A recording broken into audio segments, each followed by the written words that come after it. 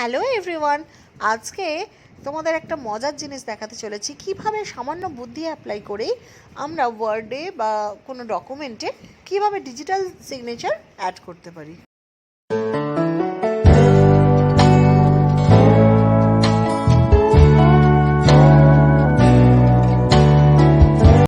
প্রথমেই দেখো আমি একটা লেটারের ফরম্যাট করে নিয়েছি, তারপর যে জায়গাটা সিগনেচার অ্যাড করতে চাইছি সেখানটা ফার্স্টে সিলেক্ট করে নিলাম।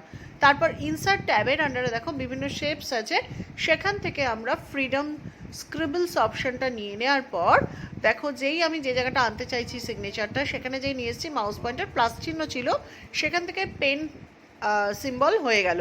তখন আমি এখানটা গিয়ে আমি আমার ডিজিটাল সিগনেচারটা ড্র করে দিতে পারি। চাইলে এটাকে আমি কালারও দিতে পারি।